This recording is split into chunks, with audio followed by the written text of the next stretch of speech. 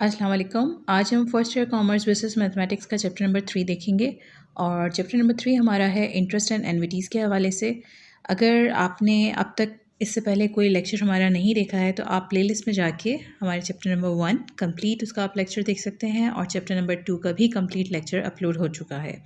इसके अलावा यहाँ पे आज के लेक्चर में हम एक्सरसाइज 3.50 से लेकर 3.60 तक कवर करेंगे और पिछली तमाम एक्सरसाइजेस भी हमने अपने चैनल पे अपलोड कर दी है, तो वो सब चीज़ें भी आप हमारी प्लेलिस्ट में जाके देख सकते हैं। चैप्टर नंबर 3 के अंदर आज के लेक्चर के अंदर हम बात करेंगे प्रेजेंट वैल्यू के हवाले से। ठीक है, इसमें हम देखेंगे कि प्रेजेंट वैल्यू क्या होती है। प्रेजेंट वैल्यू को मालूम करने के लिए हमारे पास एक तरीक़ाकार दे दिया जाता है A = P 1 + I/m MT।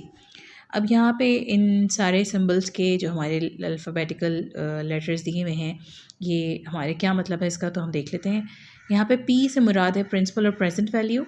इसके बाद I हमें दिया हुआ है, I से मुराद है rate of interest per year.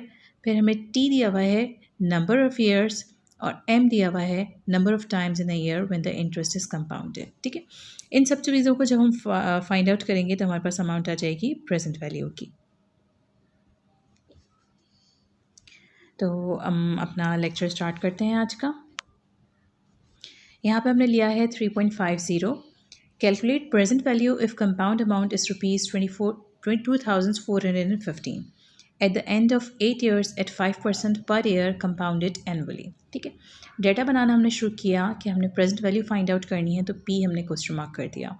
If compound amount is ₹2,415, compound amount A हमें गिवन है। Eight the end of 8 years, अब हमें यहाँ पे टाइम भी दिया हुआ है 8 years का। Eight 5% per year compounded annually, 5% हमें यहाँ पे रेट ऑफ इंटरेस्ट R दिया हुआ है और कंपाउंडेड एनुअली हम कर रहे हैं, यानी कि साल में एक दफ़ा, तो हमने M की वैल्यू ले ली यहाँ पे 1। अब इसके बाद इन तमाम वैल्यूज़ को हमने अपने फॉर्मूले के अंदर डालना है। तो हमने फॉर्मूले के अंदर रखने के लिए सबसे पहले A की वैल्यू लिख दी 2415, P एज इट इज़ आ गया, 1 एज इट इज़ आ गया फॉर्मूले का, प्लस I/m, यानी कि हमने R को चेंज कर लेना है। और अगर हम R को चेंज करें यानी कि 5 को हम डिवाइड कर दें 100 से, क्योंकि परसेंटेज आ रही है, तो ये हमारे पास हमारी जो वैल्यू बनेगी वो आ जाएगी 0.05। ठीक है, ये वाली हमने यहाँ से वैल्यू ले ली, इसको आप ऐसे भी कर सकते हैं। ठीक, अच्छा, इसके बाद ये हमारे पास वैल्यू आ गई। अब नेक्स्ट हमने देखना है 1 हमारे पास यहाँ पे लिखा हुआ है, 1 हमारे पास जो आ रहा है वो M, क्योंकि कंपाउंडेड एनुअली हो रहा था। ठीक है, इसके अलावा यहाँ पे MT दिया हुआ था, M हमारे पास 1 है और T हमारे पास 8 years का अर्सा दिया हुआ है, तो हमने इनको मल्टीप्लाई कर लेना है। नेक्स्ट हमने इसको सिंप्लीफाई किया है इस स्टेप के ऊपर आके, 2415 P 1 + 0.05 आ गया डिवाइड होके 1 से और होल पावर 8। इन दोनों को ऐड कर देंगे 1.05 हो जाएगा और इसकी पावर आप 8 निकाल लेते हैं। 1.05 की हम पावर ले लेंगे 8, तो ये आ जाएगा 1.4774। ठीक है, तो हमने यहाँ पे इसकी ये वैल्यू लिख दी। अब इसके बाद हमने P को अकेला करना है। सेपरेट करने के लिए ये यहाँ पे मल्टीप्लाई हो रहा था P से, इसको हम दूसरी साइड पे लेके जाएंगे इक्वल्स टू के, तो ये डिवाइड हो जाएगा और 2415 को हम डिवाइड कर देंगे 1.4774 से। 2415 डिवाइडेड बाय 1.4774 से, तो 1634.628। तो इस तरीके से हमारे पास ये वैल्यू आ गई P की इन रुपीज़। ठीक है, तो आप यहाँ पे कह सकते हैं कि अगर हमारे पास कंपाउंड अमाउंट इतना होगा तो प्रेजेंट वैल्यू जो हमारी बनेगी एनविटी की वही आ जाएगी। ठीक है, नेक्स्ट हम देखते हैं क्वेश्चन। नेक्स्ट हमने यहाँ पे लिया है 3.53। Calculate present value of compound amount is ₹2200 at the end of 2 years at 12% per year compounded month.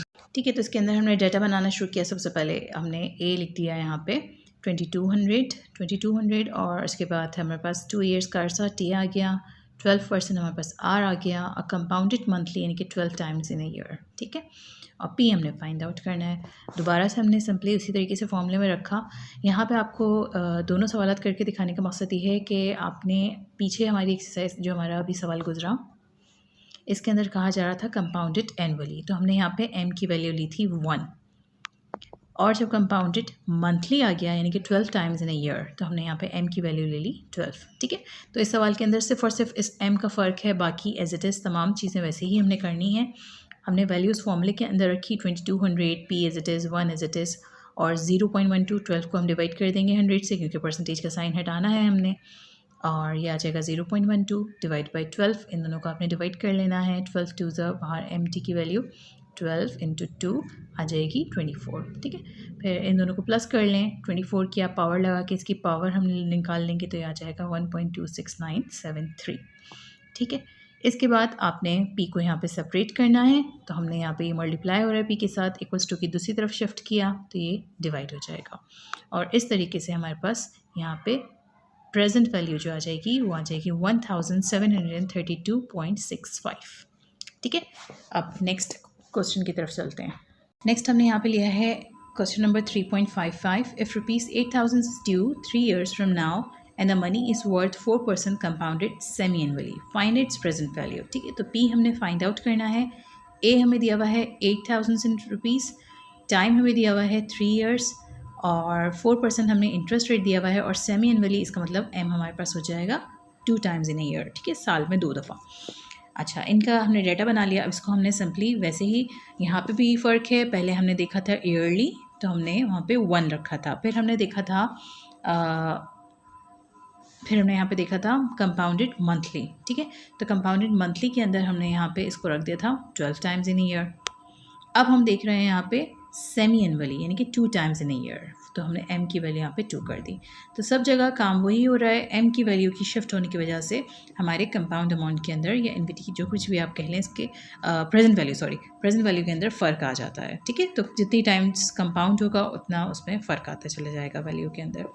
तो इसमें हमने यहाँ पे वैल्यू को सारी रख दिया फॉर्मूले के अंदर, तो ये आ जाएगा 0.04 डिवाइड बाई 2 इंटू 3 हमारे पास 6 हो गया। हमने इन दोनों को ऐड कर देना है और इसकी पावर 6 निकाल ली, तो ये वैल्यू आ गई।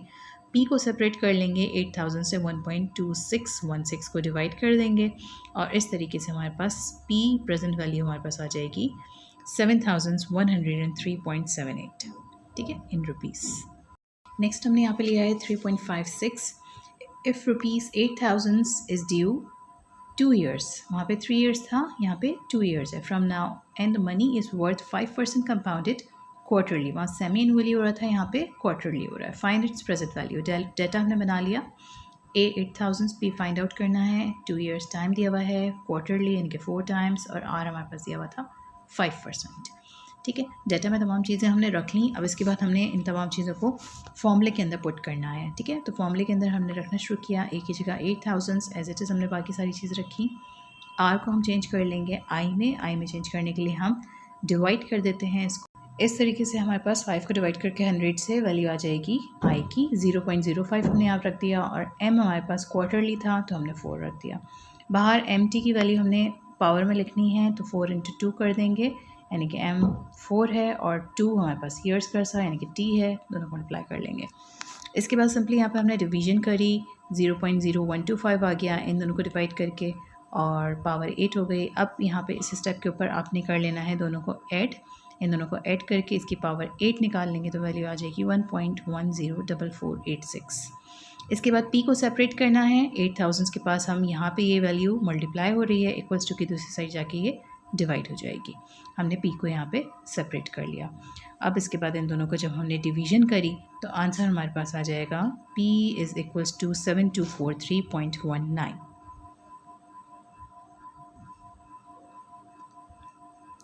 नेक्स्ट हमने यहाँ पे लिया है 3.60। What rate of interest compounded annually is needed to double an investment in 4 years, ठीक है। यानी कि हमें कितना रेट ऑफ इंटरेस्ट चाहिए होगा compounded annually is needed to double an investment in 4 years, 4 साल के अरसे में जो हमारी इन्वेस्टमेंट है वो डबल हो जाए। डाटा बनाया हमने यहाँ पे इसका सपोजिशन करनी है इसके अंदर हमने, क्योंकि हमें ना तो यहाँ पे प्रेजेंट वैल्यू फाइंड आउट मालूम है और ना ही हमें कंपाउंड अमाउंट मालूम है, ठीक है। तो हमने यहाँ पे सपोजिशन करी, if p is equals to x then a is equals to 2x, यानी कि डबल हो जाना है, वो यहाँ पे ऑलरेडी मेंशन है।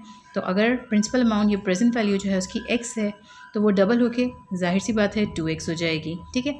इसके बाद यहाँ पे कहा जा रहा है कंपाउंडेड एनुअली, यानी कि m की वैल्यू हमारे पास आ गई 1, t हमें दिया हुआ है यहाँ पे 4 years, तो हमने एज इट इज़ लिख दिया। अब इस फॉर्मूले के अंदर हमने इन x और 2x की वैल्यू को रखना है।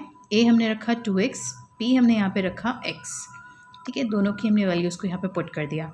इसके बाद फॉर्मूले का 1 था plus i upon m, i हमें 1 दिया हुआ था, इसमें हमारे पास i की वैल्यू गिवन नहीं थी, ठीक है, तो हमने इसको एज इट इज़ लिखा और 1 हमें यहाँ पे m की वैल्यू दी हुई थी।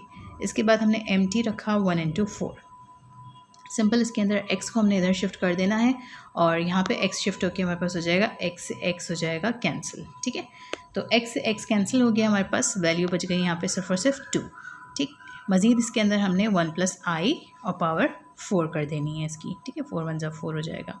अब यहाँ से हमने 4 की पावर को हटाना है। इस पावर को हटाने के लिए हमने करा taking root 4 on both sides, ठीक है, रूट 4 हम लेंगे इस साइड पे भी और रूट 4 हम लेंगे i प्लस i अपॉन 4 के ऊपर भी, ठीक है। तो इस तरह से दोनों के ऊपर हमने रूट ले लिया। अब जब रूट ले लिया इसके बाद हमारे पास ये तो पावर हो गई 1/4, यहाँ पे हमारे पास रूट और इसकी पावर 4 हो जाएगी कैंसिल, ठीक है।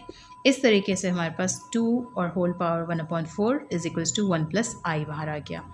i को हमने सेपरेट करना है, 1 डिवाइड बाई 4 करें कि 1 डिवाइडेड बाई 4 करें, 0.25 आ गया। अब 2 की पावर 0.25 आप बना लें, ठीक है, तो ये आ जाएगा 1.1892075। ये हमने यहाँ पे इसकी वैल्यू को 2 की पावर 0.25 को रख दिया, ठीक है। i यहाँ से सेपरेट करना है तो i के पास से हमने 1 को शिफ्ट कर देना है। हम 1 को शिफ्ट कर देंगे इसको दूसरी साइड पे, ठीक है।